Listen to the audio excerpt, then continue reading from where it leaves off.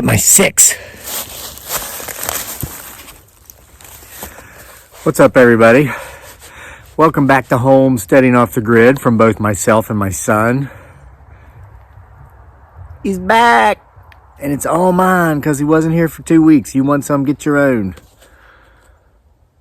So, hope everybody's had a great day. As you can see, with the sun going down, it's come to an end here. You know, it's funny. One of the most common complaints and compliments in the comment section is the comment or the question, what in the heck is this channel even about? Or, I don't get it. What is the general theme of this dude's channel? Well, no one really knows, even me. And I'm like that dude that is supposed to know. I don't.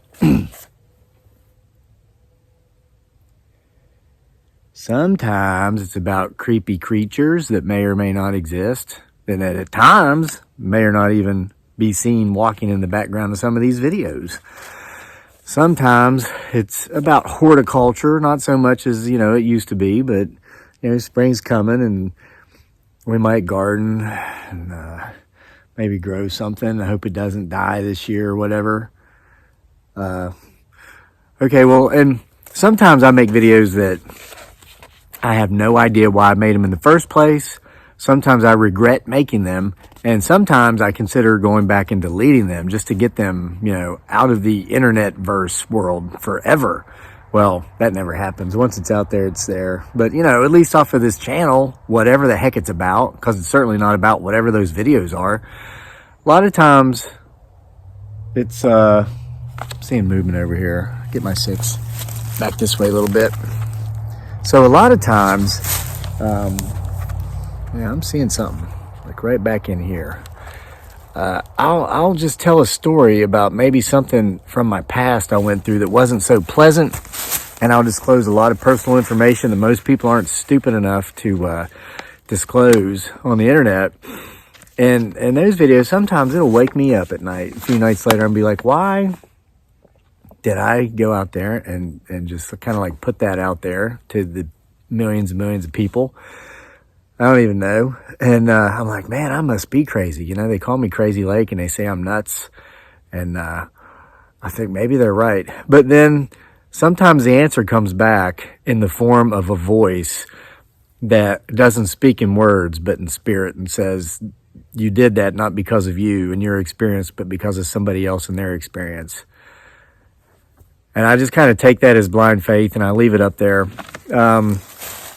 I was contacted here by Laurie McDonald, who lives in Roach, Missouri, who she recently got a copy of my book, The Lunatic, which, by the way, has been changing people's lives from the day that it hit the market, you know, hit bookshelves last summer until now. It continues to change lives for the better. And, you know, you can get your autographed copy from this guy who doesn't, he doesn't know what his YouTube channel is about, but he's pretty good at writing books. From our Etsy store, the link is in the description box below.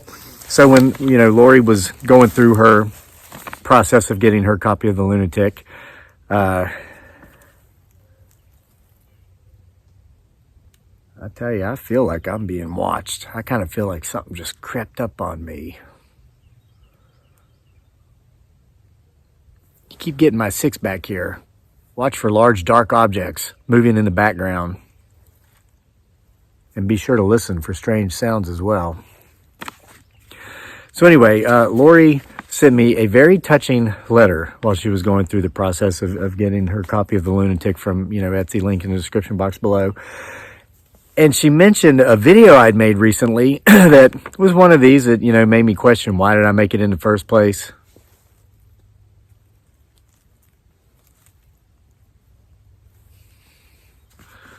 There's something, it's like I can sense something here, but I don't see anything.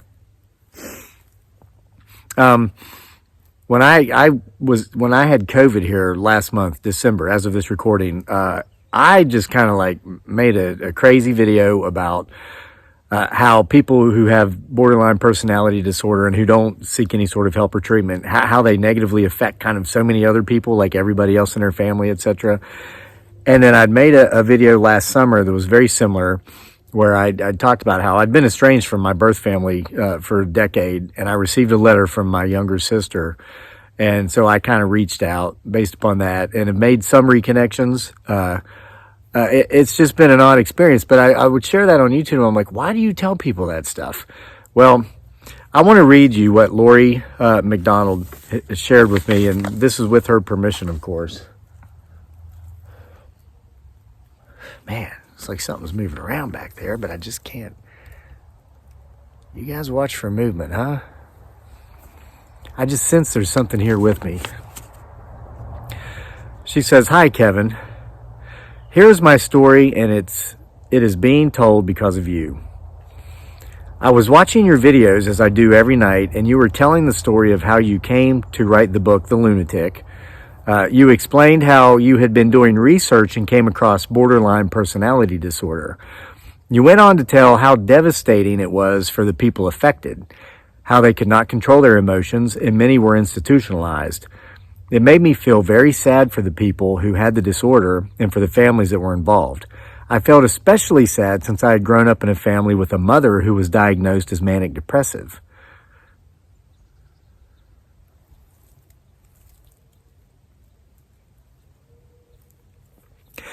"My mother went from one emotion to another at the drop of a hat. I remember her having a fit, ripping the curtains off the wall and throwing them out in the rain.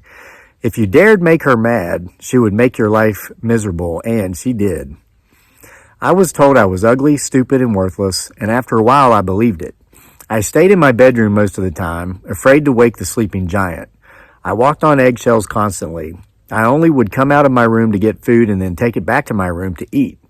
I had younger siblings, but it seemed that I was the target of her terror. There were many times that I was punished for what I thought was no reason, too many times to count. Some things I was made to do as punishment were actually dangerous. I grew up on a small farm in a small town. She could find many, many ways to punish me. I became very shy and withdrawn. I finally decided to get out of that hell, and I planned my departure. This took place in the early 1980s. I was 16 at the time. I packed my 2 paper grocery bags with clothes and left. I was now homeless, but it was better than being the target of a crazy person who did anything she could think of to bring me pain. My grandmother, who my family lived with at the time, would help me as much as she could. She would secretly meet me and give me $20 a week for food. I stayed with friends, slept on couches, and did whatever I could to get by. My friends drove me to school every day. I finally got a job at a local sandwich shop, stayed in school, kept my grades up, and graduated. Around that time, my parents moved out. It's like I heard footsteps.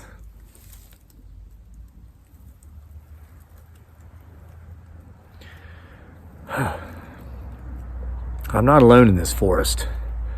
Keep getting my 6. Okay, I finally got a job at a local sandwich shop, stayed in school, kept my grades up, and graduated. Around that time, my parents moved out of my grandmother's house, and I moved back in with her. They still made my life hell from a distance, being in such a small town. They even spread a rumor that I died of a drug overdose. That's one of the things common to BPD folks who don't get treatment. They'll just create scenarios that are like not even real. Convince themselves they are, and then convince anybody else they talk to they are as well. So convinced everybody in town she died of a drug overdose. When I was about 19 years old, I was ready to leave, so I packed up and headed for Houston. That was 37 years ago. I went through a lot, worked hard, and had multiple jobs at a time. It was tough, but I was not a target of her anymore. I'm 57 now and have a wonderful family. I have a great life and do the things that most moms do. Take care of my kids, spend time with my fabulous husband, and watch the tube at night to see what Crazy Lake has been doing. That's me if you're here for the first time. So nuts, I don't even know what this channel's about. You probably came here looking to see how to construct like the world's best outhouses.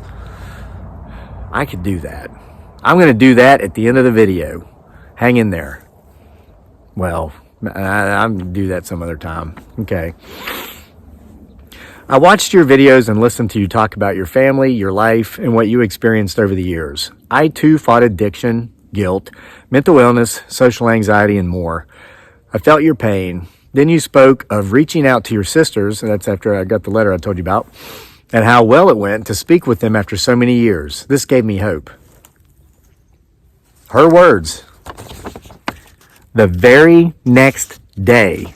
You remember I made a video about, not this past Christmas, but Christmas before, about serendipity? Who saw that? Raise your hands. Oh, you, and you. About how I was reading a Christmas storybook to my son, and we were listening to Christmas music, and just as we at the end of every story, you turn the page and there's a Christmas carol and you sing along with the music. And I was missing some folks that I used to spend Christmas with that are not in my life anymore. And I was there with my son, though, and as I finished the story, said the end, turned the page, a new song was coming on, just some random Christmas music playlist here on YouTube. The very song that was in the book was coming on at the same time we turned the page, and it instinctively started reading and singing upon sight of the lyrics and the words, all in time with the music coming across the laptop. Serendipity, and there's meaning to it. It means that's a message you were meant to receive, and I shared in that video that I took that message of the music, the story, the song, and the book as meaning this is exactly where you're supposed to be, and this is exactly who you're supposed to be spending Christmas with. So Laurie sees this video about this letter reaching out to my sisters because they had contacted me after so many years.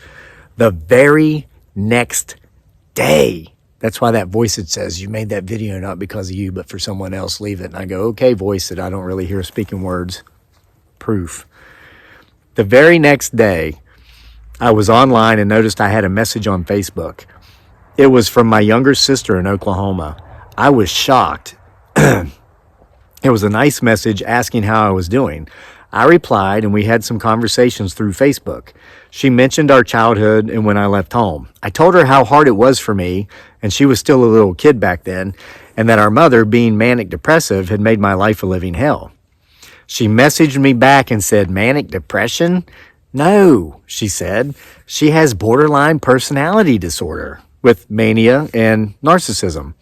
My jaw hit the floor. After that conversation, I began the research. It all started to make sense. I have to tell you, when I found out that my mother has borderline personality disorder, my heart softened. All of the hate and discontent that I had been carrying for all these years just melted away. I felt like a huge burden had been lifted because I understood that she could not help it.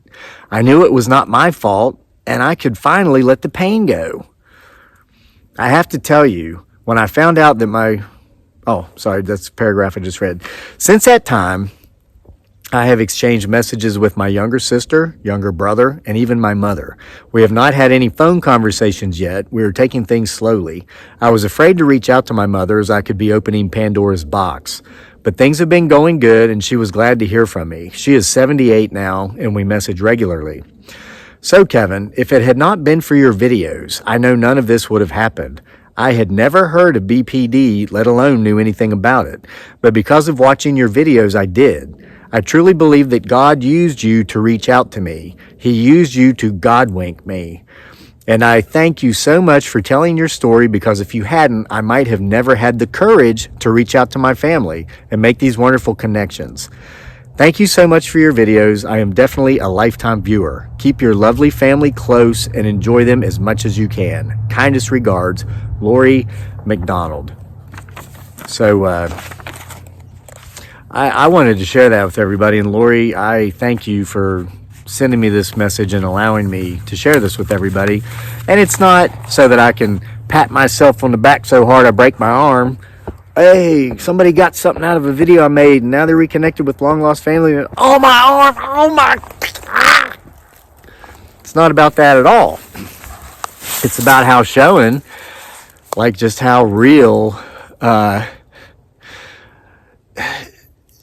the powers of the universe, the mystical ways in which things happen that cannot be predicted or planned or foreseen in any sort of logical way, Most folks would agree that serendipity isn't very logic. It doesn't make much sense, but we've seen so many situations and so many cases, and here's yet another where it's real.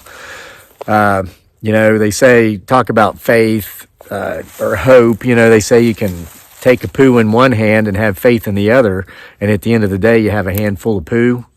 What is that, hope? I think that's hope. I'm mixing up what I say again with things I've heard. But it's not just a hand of poo.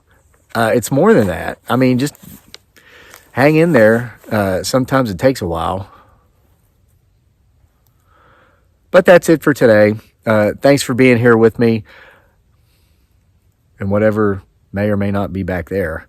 I'll see you for more next time.